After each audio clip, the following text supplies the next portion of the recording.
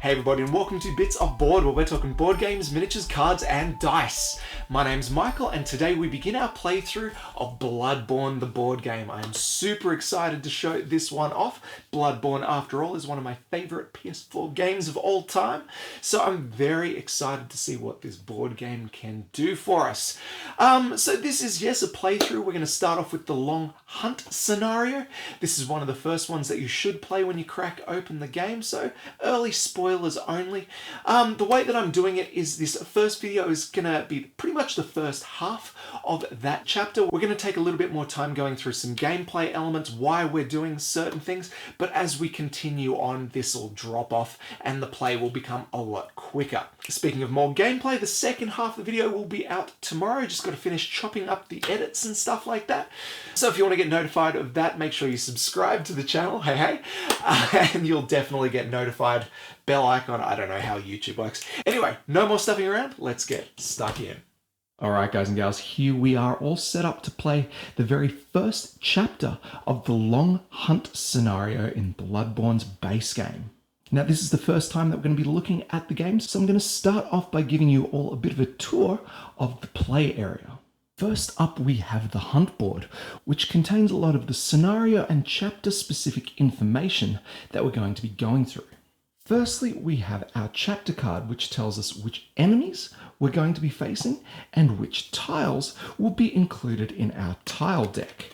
On the other side of the card, we're going to have some of the story elements that can be triggered over the course of the chapter and any story beats occurring when we begin. Over here, we've got the scenario deck, which includes all the actual story elements. Next to the chapter deck, we've got the Hunter's Dream, where we have our cards that we can use to upgrade our own Hunter's deck. These are drawn randomly from the Hunter's deck over there. Below that, we have the Hunt Track, which tracks our game progress. Should the hunt marker reach the very end of the track, we're given one more round in which we can try to win the game. Over here, I've also got our reward cards, which can be gained throughout the story, and consumables, which can be gained randomly for exploring the map. Now over here I've also got the tiles that we're going to be exploring, our blood echoes which our hunters will gain as they destroy the monsters they encounter, some hit point tokens which will be used to measure our own hunter's health as well as the damage we inflict on the monsters, and then we've got a bunch of other tokens which we'll use as the game progresses. Above all that, I've got all the miniatures of the monsters we'll encounter. Lastly, we've got the gameplay area, which I've set up to include our hunters' dashboards and the map, which is going to grow and grow as our hunters explore. Our hunters' dashboard contains our trick weapon card, which at the start of the game, we get to choose which side we'll be utilizing. We also have hit points equal to our starting hit points, 6 for all of our characters here. A spot for some blood echoes, which we'll earn as we kill monsters, and our starting firearm card, unique to our starting hunter. Along to the side, I've also got our hunter's draw deck and a player aid, which details all the nitty-gritty stuff that we're going to need to know over the course of the game. Now, every hunt begins with our hunters placed on the central lamp tile. This contains a lantern, which we can use to teleport around the map and to the hunter's dream. Here I've got our Saw Cleaver Hunter and our Ludwig's Holy Blade Hunter ready to go. Now, some map tiles will have some special rules printed on them. We'll check them out as we play. And I think all that's left to take a look at is we have our enemy activation deck nearby. That's just going to come with us wherever we go because we're going to probably need it a lot as we encounter all the enemies that Bloodborne has to throw at us. So that's the tour. Let's begin. We draw the first card and we have our hunt mission, Source of the Scourge. To complete this mission, we're going to have one of our hunters end their move on the central lamp tile after they've collected at least 2 insight, at which point we will reveal card number 2. Now, hunters will collectively gain insight over the course of the game by completing missions, so I imagine we're going to want to try and find the courtyard lamp tile, the occupied house tile, and the ransacked house tile if we're going to progress here.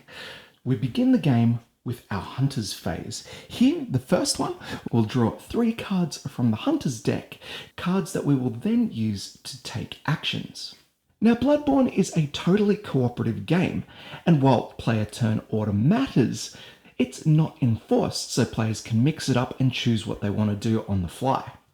I'm going to decide to go first with the Saw Cleaver Hunter because they've drawn a fistful of basic endurance cards. The first action we're going to take here is going to be a movement action. For this, I'm going to discard one card into the discard pile, and for it gain 2 points of movement that I can use to move my hunter over the spaces on the map. In this case, I could move from the central lamp tile into one of its wings, but instead I'm going to go out and explore to find new tiles. So we're going to head straight down into Odin Chapel. Now, Odin Chapel has a special rule that we can use to our advantage.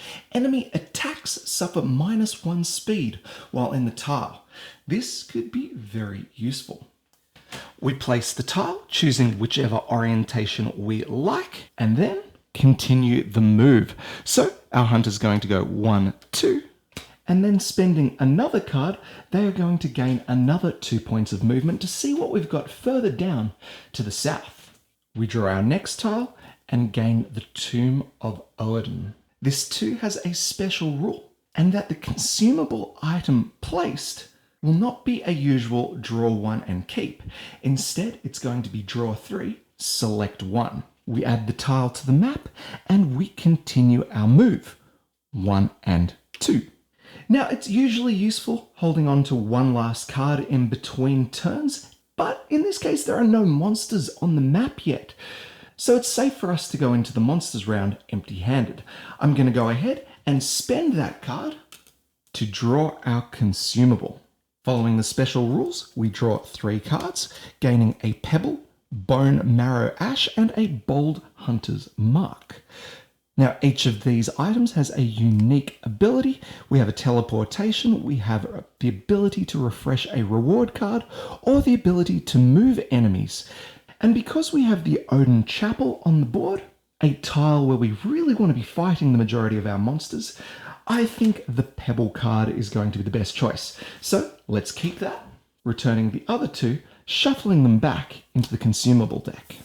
So that's it for our Saw Hunter.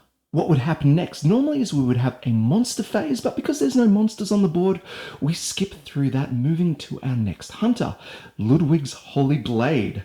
Let's get stuck in. Now, because I don't really want to split our hunters up just yet, they're still pretty weak after all, I'm thinking that we explore an area nearby through Odin Chapel. So let's get moving. We'll grab 2 points of movement, 1, 2, and again to move on to a new tile. And it's here we draw our first monster spawning tile. Now, before we go ahead and move our hunter, let's go ahead and set up the map tile. We'll place a consumable token up on the top of the tile, and then a red and yellow monster. Red's a hunter mob, yellow's a scourge beast. With the monsters now placed, we're ready to continue our hunter's action. We've got 2 movement points to play with, so we do actually have to move in for 1, because that's how we explored the tile, but for our second one, I'm thinking we kind of bail a little bit. And we're going to move straight back into Odin's Chapel, because monsters are slow here. The catch is though, because we were in a location with a monster and we moved out of that location, it causes the monster to pursue us, following us into that new location. And that is truly just what we want here right now, because we have 1 card left and the intent to use it. Let's attack. We're going to go ahead and instead of discarding our card into our discard pile, we're going to place it in one of the slots on our weapon dashboard. Now, because the hunter mob have only 4 hit points, we're going to go with an attack that's going to hopefully kill him in 1 hit.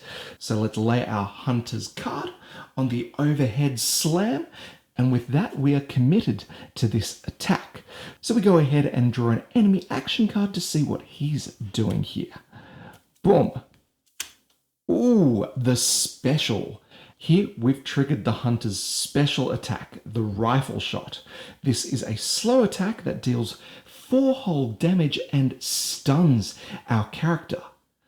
But guess what? We're in the chapel. That means this attack is even slower than slow, and we get to resolve our overhead slam first. Usually, these two attacks would be carried out simultaneously, with the monster dealing damage to the hunter at the same time that the hunter deals damage to the monster. But because of this rule, we sneak in first and deal enough damage to take out the hunter mob in just one hit. The hunter mob is destroyed, and as reward, Ludwig's holy blade gains a blood echo that they may take with them into the hunter's dream to upgrade. The action card is discarded for the time being until we work our way through the remaining enemy actions. And because we have no more cards left to activate more actions, the hunter's turn is over and we move into enemy activations. Here, all enemies on the hunter's current tile and all tiles directly connected to it will activate, moving one space closer to that hunter. Here, our Scourge Beast moves towards the entrance of the chapel. Both hunters done, the round is now over, and the mark moves one step closer towards the end of the track. Both hunters drop their 3 card hands, and we move into our first hunter's activation. Again, I think we're going to go with the Saw Cleaver, and I'm thinking we're going to try and take out that Scourge Beast. We might get hit with a little damage, but as you'll see, it's not actually that bad for us. 1, 2, 3, 4. We're 4 spaces away from the Scourge, which means we're going to have to discard 2 of the cards in our hand. I'm thinking we're definitely going to need this +1 damage, so I'm going to get rid of our basic dodge card and our basic stagger to get into the fray. Our first movement will go 1, 2, and the second 1, 2. Face to face with the Scourge. Now, we could have used our Pebble to lure him into the Odin Chapel, but I'm thinking we're going to need that a little later on down the track. So instead, we're going to lay our stat card into the heavy carve attack of our Saw Cleaver. We're locked in, and so let's draw our next enemy action card. Here we go, picking out, and we have a basic attack. For us, that's going to be a very quick attack, dealing 2 points of damage, but amazingly for us, each hunter begins the game with their starting ranged weapon ready to go. In this case, the hunter's pistol gives us an ability. When an enemy makes a basic attack, automatically stagger them. Guys and gals, that means the Scourge Beast's quick attack that we would usually not be able to stagger with this heavy carve has been prevented, letting us go straight into our attack. 1, 2, 3 damage +1. That is enough to take the Scourge Beast down. Another monster down. 1 more blood echo, this time awarded to the Saw Cleaver. Now, one of the main reasons I wasn't so afraid about going into that fight was that when we kill a monster on this side of our Saw Cleaver, we actually gain a special ability, allowing us to not only draw a card from our hunter's deck, but also heal 1 point of damage. Well, we don't have any damage to heal, so we're sort of stuck there, but we draw, we discard, and we take our points of movement moving into the side alley so that next turn we get a little treasure to play with. Alright, so no monsters left in the area for a monsters phase. We move on to our next hunter's activation. Ludwig, let's get her out there. Cool. Now, we could either snake the consumable out from our Saw Hunter, but I don't think that's a good idea, so I'm thinking we'd better explore. Damage is good, so's dodging, so let's discard our stagger card and get out with some movement. 1 and 2 onto a new tile. What do we get? The Great Bridge. Now, this has a special rule, this one. Hunters may not move out of spaces containing enemies while on this tile. So this one is definitely spawning an enemy. So the question is, do we want to bail from it or do we want to encounter it straight away? I'm thinking we encounter. We set up the Great Bridge. And for Ludwig's second movement, she's going to move in. And we are now locked in combat. Question is, what do we want to do? Damage. Yeah, let's do some damage. So we're going to go ahead and use our basic stat card here to look in for a combo slash. This is a medium speed attack that's going to do 2 damage plus 1 if we're successful here. Let's see how we go. We reveal our enemy activation card and we have an ability to resolve. Now, abilities aren't quite like attacks, but we may see an attack come out of it. Here, the Huntsman's Minion has Brick Stun. Hunter must discard 1 card or their attack suffers -2 speed and they cannot dodge. Then we flip another enemy action. Well, I do have a card that I could discard, but doesn't make sense to do so. Look, I'll tell you what, if this attack is a basic attack, our gun is going to handle that for us and we won't need to dodge much. I'm thinking we risk it because we're going to suffer an attack from the monster in their response to this anyway. So let's go ahead and just draw their second one, and it is a basic. Beautiful. Good gamble, good gamble. See, we kind of know what's coming up next here. We can see we've had a special, a basic ability, and a basic. From process of elimination, we know we've got 1 special and 1 basic attack left. I'm more than happy to deal with this one with Evelyn, our weapon here. So we'll flip this one, using it to stagger, and the Huntsman's Minion fails with its attack. Our combo slash is resolved, and we deal 3 points of damage. 2 more, and we've got him. Now, before we move on to the enemy phase, let's go ahead and resolve our Holy Blade ability here. After attacking with combo slash, we may transform this weapon for free. Now, transformation allows us to discard cards that we've used on the weapon and flip the weapon to its alternate form, unlocking new card locations for us to attack, which is super good for us because, well, we're going to need to respond to an attack in just 1 second.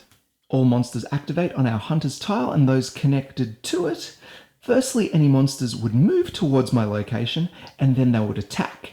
Because the Huntsman's Minion is already in my location, he's just gonna skip over to the attack. Back to the dashboard, and we have to decide what to do here. We've kept 1 card in our hand in anticipation of this attack. What are we going to do? Now, this should actually be a really interesting use of this dodge card because I'm not going to use it to dodge. I'm going to use it to quick stab here, guys and gals.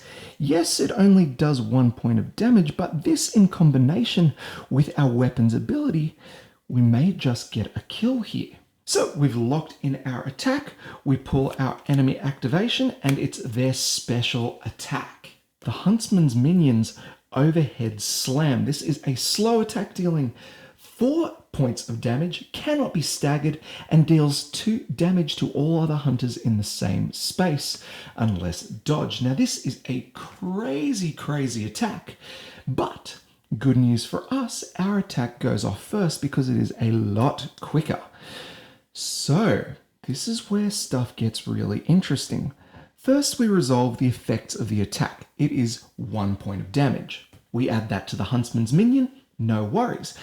But this card here has an additional effect on it. Now, these effects are resolved at the same time damage is dealt by the attack. So for this one here, we're actually going to clear this shot. So as the Huntsman's Minion is dealt 1 damage, we get to remove this card, freeing up the slot for further attacks, which is great on its own, but even better with Ludwig's Holy Blade, because each time you clear a shot, you deal 1 point of damage to 1 enemy in your space. Guys and gals, that is the last point of damage we need here. The Huntsman's Minion is deceased. 1 more blood echo for Ludwig's Holy Blade. Wow, we are crushing it right now. Unfortunately for us, we've still not actually found any locations that can contribute to our insight, but we are getting stronger, so I'm kind of okay with it. With both hunters now finished the activation, the hunt track advances, and we move ever closer to the red mark, which will cause all monsters and consumables to respawn in their given locations. New round, each hunter draws up to their max 3-card hand, and we begin our activations. Let's go with Ludwig's Holy Blade again. And I'm thinking we pick up that consumable. So let's get rid of the stagger one this time. And we get some Cold Blood Dew, which we can use on our turn to gain 1 Blood Echo. Hey, that would bring her up to the max 3 Blood Echoes. Let's do it. This is going to be the most efficient use of our time here. Fantastic. For our second and actually last action for the round, let's go ahead and discard our card to travel to the Hunter's Dream. Here, we remove our hunter from the map and take them over to the upgrade section of the hunt board. We must discard all of our blood echoes, but in return for each one we discard, we can draw one of the upgraded stat cards. Now, Ludwig's Holy Blade obviously works really well with the clear slot ability, and we've got a couple of cards there, so I'm just going to go ahead and take one of these ones, which gives us a dodge and a draw. And for every card that we take, we replace with a new one from the deck, so we continually have new cards to choose from. Bloodthirsty looks good for me, and then one more for our third Blood Echo discarded. Yep. Let's take that adaptive. Another dodge, another clear. We are in business.